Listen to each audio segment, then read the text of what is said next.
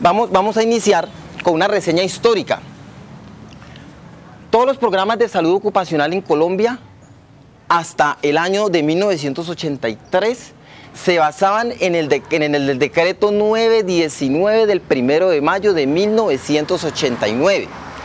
Este era un decreto emanado del Ministerio de Defensa Nacional que autorizaba o legalizaba que la defensa civil colombiana fuera la que se encargara de manejar todos los programas de emergencias y desastres en este país. En el año de 1984 se saca el decreto 614, es un decreto presidencial, ¿sí? Y ahí es donde se empieza a cambiar todo el esquema. Entonces ahí es donde conocemos lo muy llamado el programa de salud ocupacional, que ya ha sido reevaluado y que ahora ese programa de salud ocupacional hace parte del sistema de gestión en seguridad y salud en el trabajo, ¿ya? No es que el programa de salud ocupacional haya aparecido en el sistema de salud en Colombia. Lo que pasa es que se pasó a ser una parte integral del nuevo sistema de gestión. ¿Listo? Bueno. En el año 89 sale una resolución que es la 1016, donde se empiezan a hacer algunos cambios. Entonces comienzan a nacer las ARL, ¿cierto? Que hoy día se llaman ARL y que anteriormente se llamaban ARP, que eran las administradoras de riesgos profesionales, y cambian a riesgos laborales.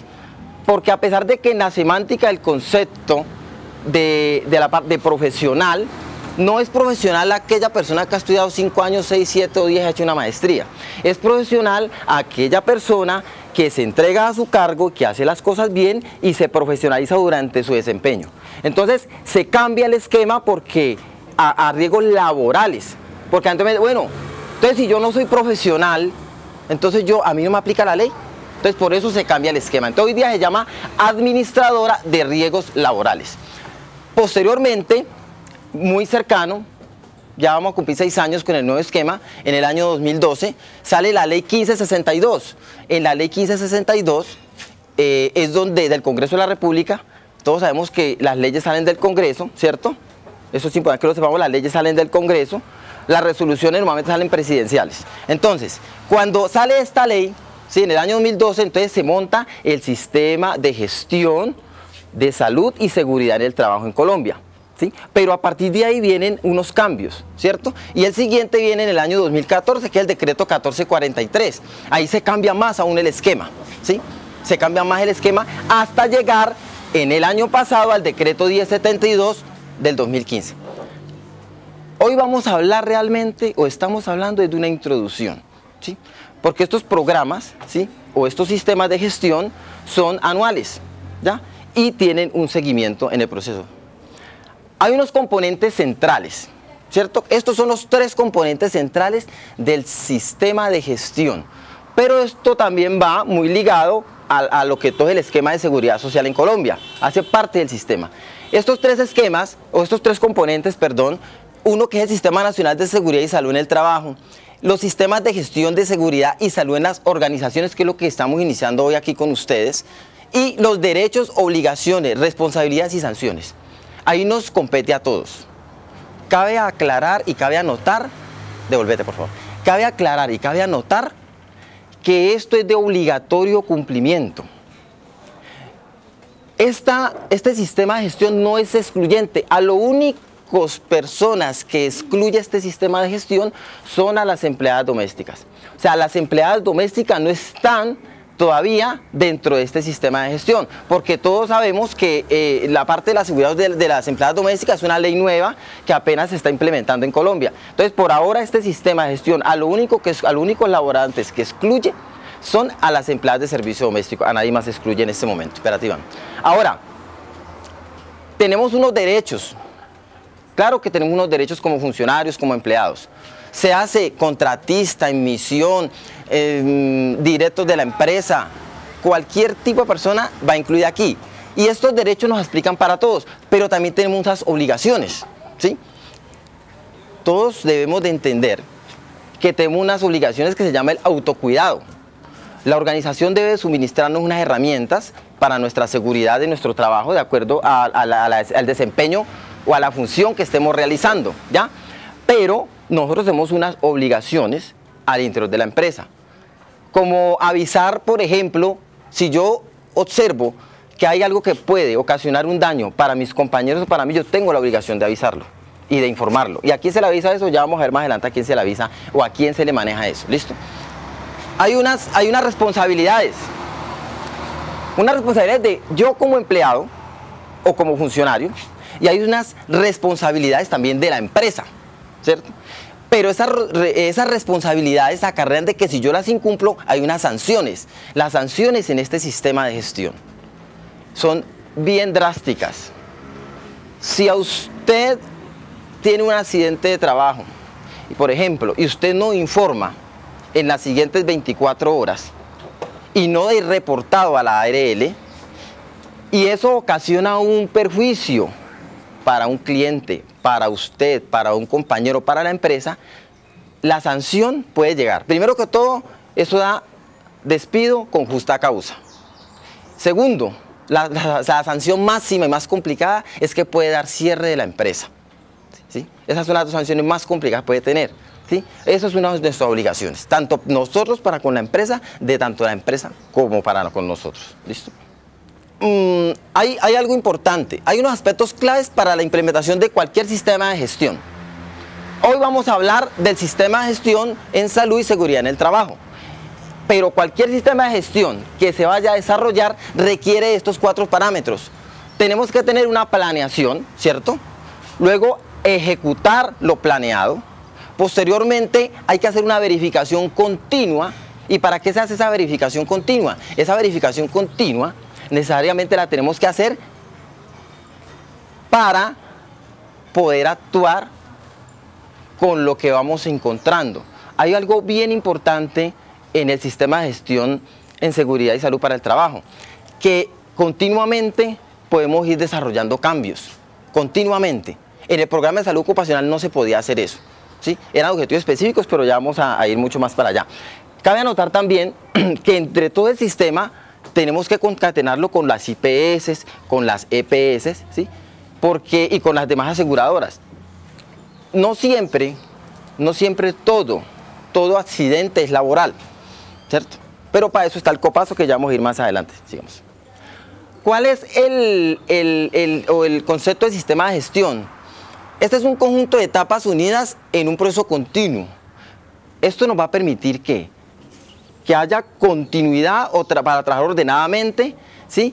Y que aparte de esa continuidad se puedan lograr mejoras durante el desarrollo, que era lo que fallaba en el programa de salud ocupacional.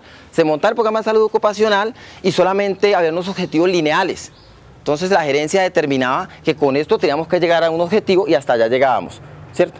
Hay una diferencia con el sistema de gestión, es que por ser continuo, tiene continuas mejoras. Y los objetivos dentro del sistema pueden irse cambiando en el camino, ¿sí? Si yo propongo unos objetivos para llegar en mi programa, pero en el camino yo determino que la necesidad es cambiarlos, yo lo puedo hacer, lo que no se podía hacer anteriormente. Estos componentes, ¿sí?, del sistema de gestión, ¿cuáles son? Una auditoría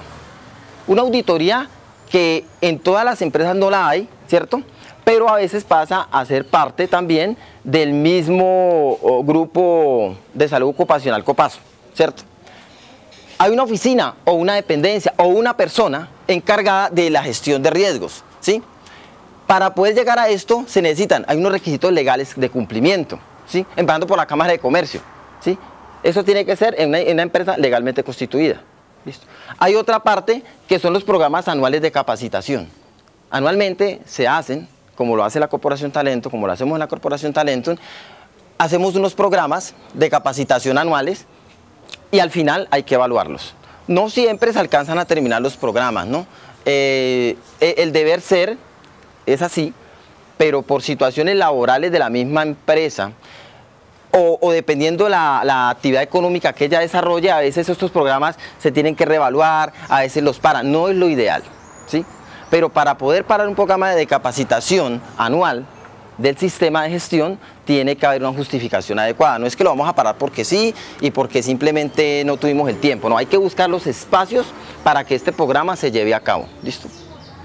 Ahora, tenemos la capacitación y el entrenamiento. lo estamos empezando hoy con ustedes. Esa capacitación y un entrenamiento habla desde la organización como tal, como empresa, desde su visión, su misión, ¿cierto?, hasta el último punto que haya en ese momento de la empresa para desarrollar. A eso se refiere la capacitación. Esa capacitación varía de acuerdo a su función. Si tenemos una empresa de salud, si fuéramos una IPS, por ejemplo, el deber ser sería de estar capacitando al personal médico y administrativo, al personal médico en sistemas de actualización en salud, de manejo de pacientes, por decir algo, ¿cierto? Pero entonces, esa capacitación es porque es para esa entidad. Pero si es una entidad industrial, la capacitación o el programa de capacitación va dirigido a otros aspectos. O sea que eso es variante de acuerdo a la actividad comercial o económica de cada empresa. Hay un monitoreo y una medición. Este monitoreo y medición se hace mucho más en empresas industriales, donde hay equipos, aunque cuando tenemos equipos biomédicos también lo podemos hacer. Todas estas partes que hacen parte integral del sistema de gestión deben de ir siendo desarrolladas una a una, y así se están haciendo. Hay otro proceso, que es el de los incidentes y los accidentes. ¿Qué hacemos en los incidentes y los accidentes? Hay que levantar una investigación, hay que iniciar una investigación de por qué sucedió. Hay una diferencia entre incidente y accidente. Un incidente es cuando ocurre algo que en ese momento no tiene un lesionado, una persona lesionada, pero que es muy probable que haya podido ser. Ejemplo, en Macro, en cualquiera de las hipertiendas, tú vas caminando, que eso es lo que ha pasado, va caminando las personas y a veces han caído televisores, ¿cierto? Entonces, si le cae encima es un accidente, sencillo. Pero si cae al lado, antes de lo atrás, es un incidente. Pero eso también hay que reportar, ¿cierto?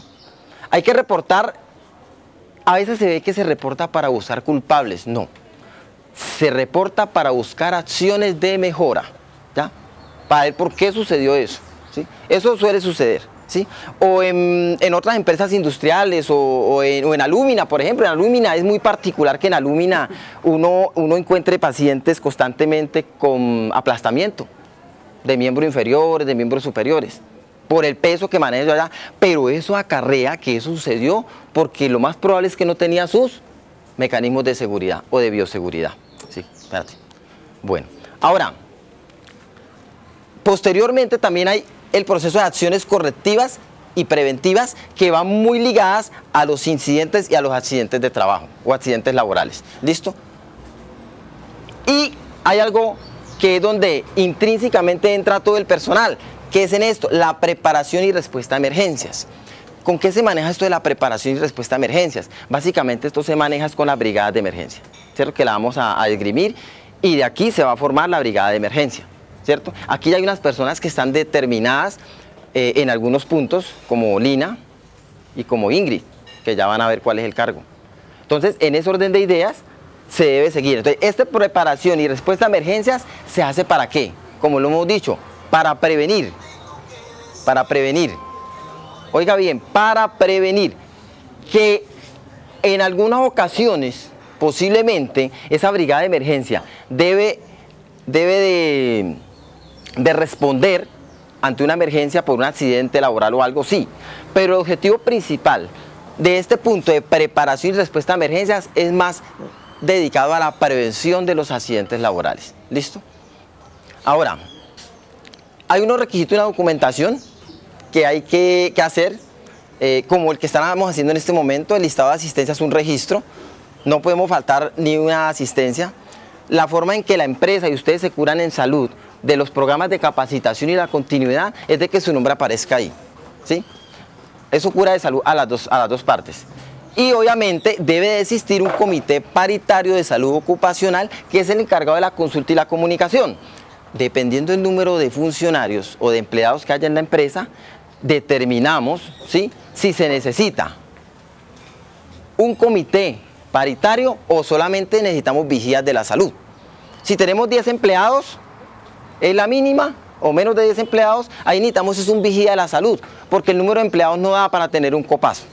Comité Paritario de Salud Ocupacional. ¿Listo? Iván, sigamos. Dale. Ahora, ¿qué es el sistema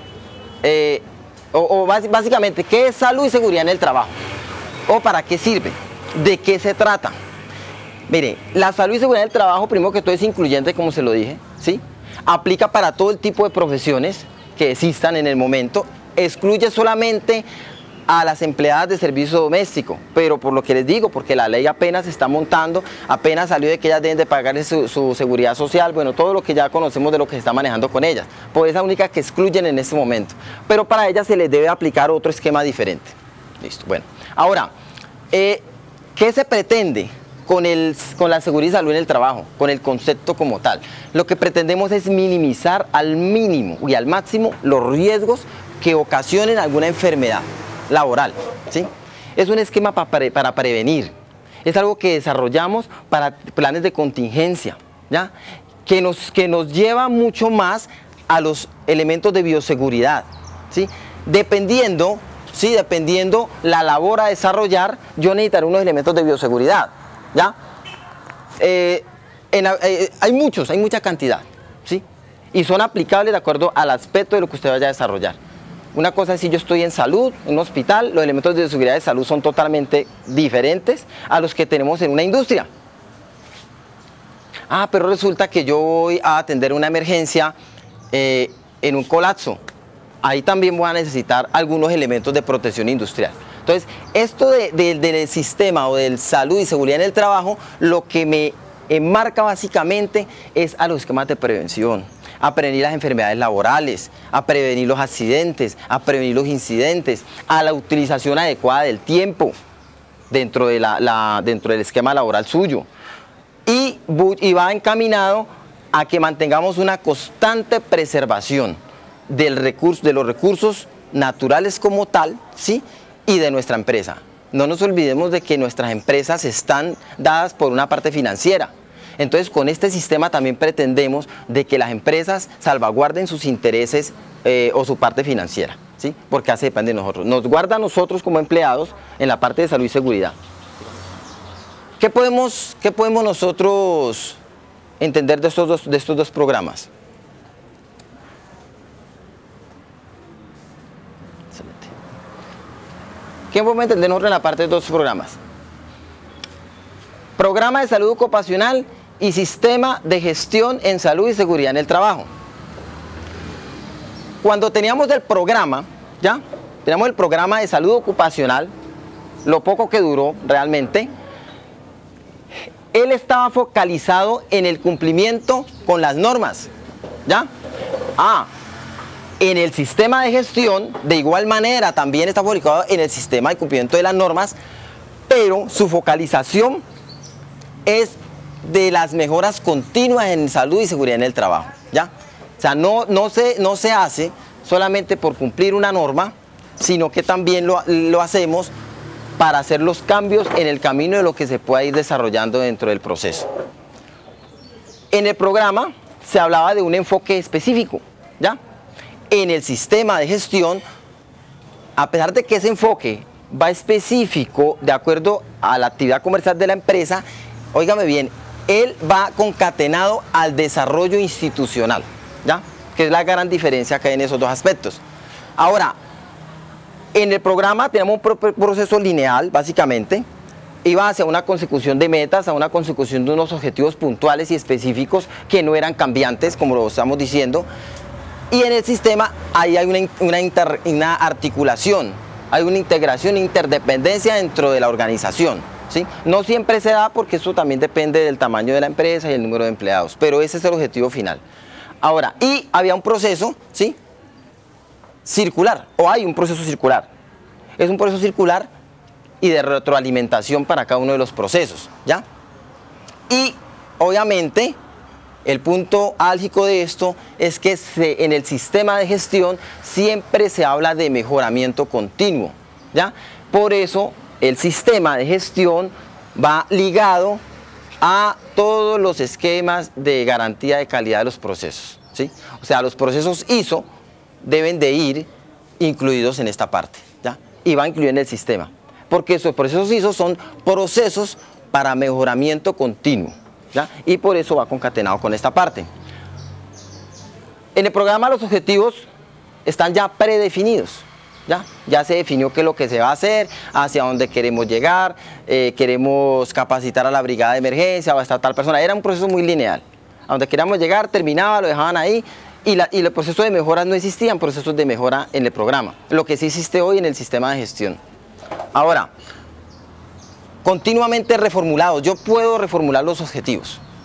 Si yo ahora inicio con talento, no hemos iniciado con un proceso y de acuerdo a este programa ICBF, porque es que como esto no va por programa sino para la empresa en general, ¿sí? Entonces como no va ligado a ningún proceso sino que simplemente a los procesos empresariales, entonces yo puedo continuamente reformular los objetivos que pretendo con ese programa o con ese sistema.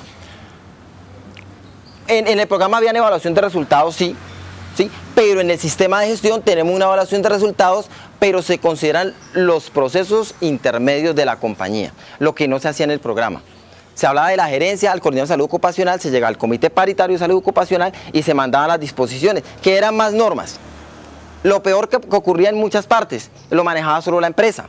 Estos procesos, a ver, la empresa lo debe manejar, pero son los funcionarios, los empleados los que deben de estar mucho más metidos en eso. Entonces, en el sistema de gestión tenemos esa oportunidad. Y la retroalimentación, que es continua. En el sistema de gestión la retroalimentación es continua. Un sistema de gestión se puede aplicar a cualquier proceso, que esa es la gran ventaja. La política, hay una política de seguridad y salud ocupacional. Toda entidad, sin importar su proceso o de lo que desarrolle ella a nivel financiero, debe de tener una política de salud ocupacional. ¿Cuál es la de nosotros? Reconocer y valorar el desarrollo económico y social de su actividad.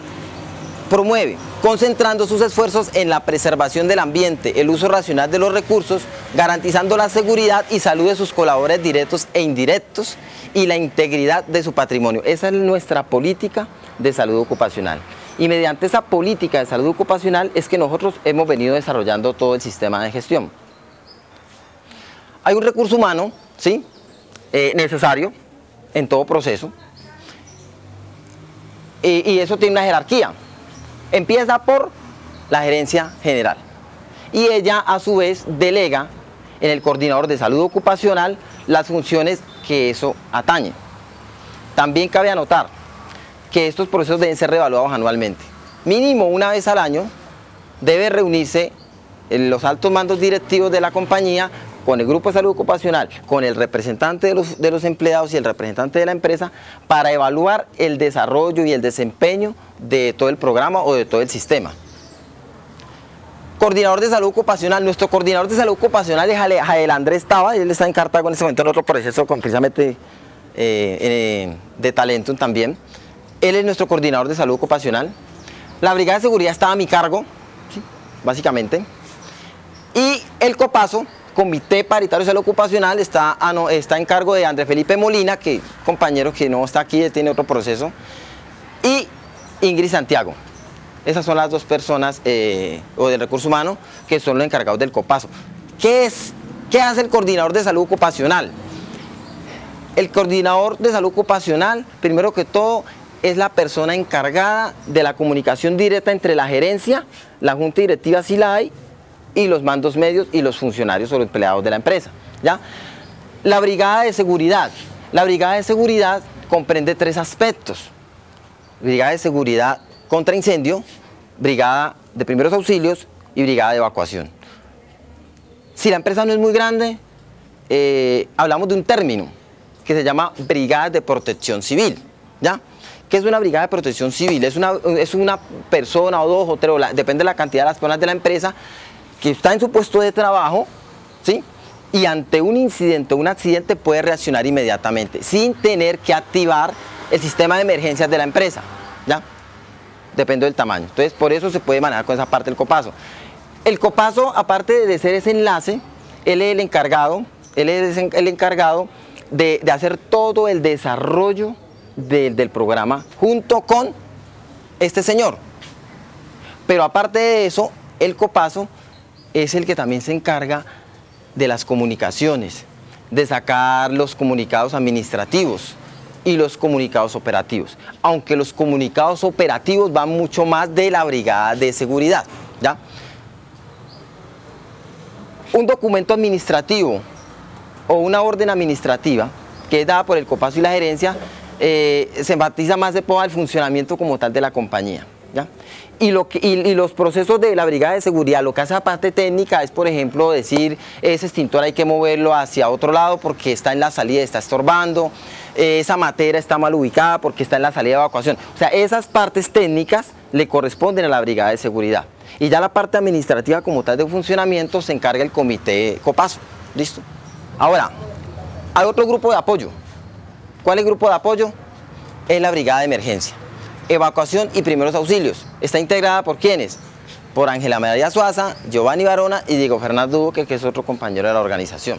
El Copaso, por los trabajadores, Ángela María Suaza y la suplente es Ingrid. Por la empresa está Andrés Felipe Molina y Lina Luna. Esas son las personas encargadas. Estos hacen las elecciones, pero pues esas elecciones ya se hizo hace rato, ¿sí? Eso se hace una elección, ¿sí? Para poder tener esta parte. Esto es cambiante. Hay unas actas y unos documentos. ¿Para qué sirve esto? Ese es el soporte. Cada vez que hay un accidente, la ARL va a hacer su investigación. Ella va para básicamente investigar para ver si hubo negligencia o no negligencia y de quién fue. Entonces, si a usted le ocurre un accidente de trabajo y la empresa comprueba de que usted asistió a esa capacitación, el responsable es usted. ¿Ok? Yo no usé mi equipo de bioseguridad, pero a mí me dieron una charla o una conferencia en la cual me decían cómo usarlo y cuándo debía usarlo. Ah, si no lo usé, yo les comunico que eso es tan delicado que la empresa puede decirle no, ya, lo despide sin justa causa, ¿sí? Sin importar si usted haya acabado con una lesión de por vida. Porque lo que sucede es que eso le puede acarrear cierre a la empresa. Y yo como empresario de seguro que no lo voy a permitir. Entonces, por eso estos documentos, estas actas y documentos son de estricto cumplimiento, de obligatorio cumplimiento. Porque es la salvaguarda para la empresa y para usted como funcionario. Por eso es tan importante estar bien atentos a los programas de capacitación. Porque cuando yo voy a una capacitación como empleado, la empresa ha invertido unos recursos. Yo aquí no vengo gratis, eso sí, ténganlo claro, ¿sí? Hay unos recursos que se han invertido y se invierten es para que usted como empleado tenga las herramientas para poder desarrollar un trabajo muy bueno.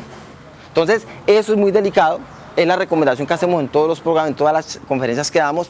Mucho cuidado con esta parte, mucho cuidado con los documentos que ustedes diligencien. En este proceso de ICBF se manejan unos documentos, todo ir diligenciado, adecuadamente diligenciado. La tinta adecuada para esto es la tinta negra. Las tintas de colores no sirven. ¿Por qué?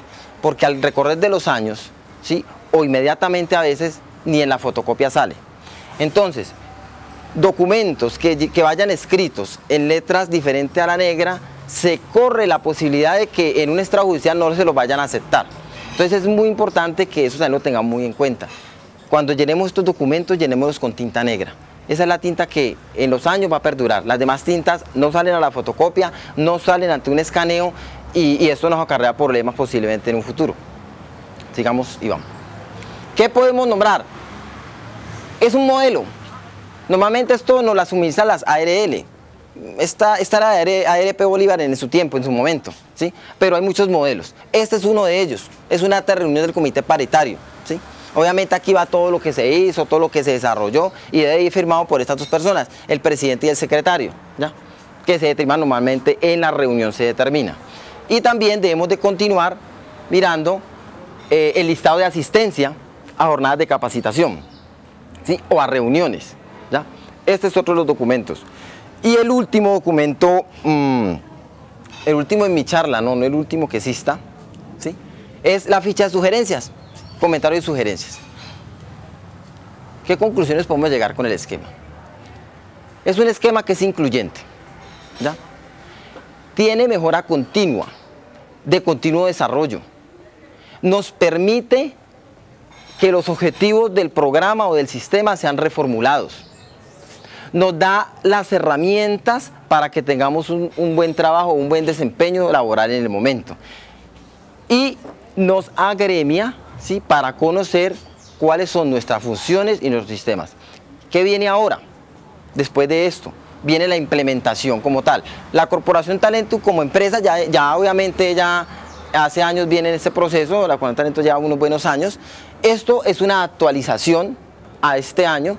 Y ahora viene la conformación de todos los esquemas de seguridad, de las brigadas de seguridad y todo, aunque hay unas ya creadas, pero existe la posibilidad que con ustedes se haga algo. Lo que sucede es que ustedes son muy extramurales, ¿ya? Entonces ustedes muy difícilmente van a estar en nuestra sede operativa como tal, en Cali, ¿cierto? Entonces por eso el esquema cambia un poco, pero cuando tenemos un grupo que va a estar de base en la central, o en la parte operativa, o en la edificación, entonces ya los esquemas van cambiando.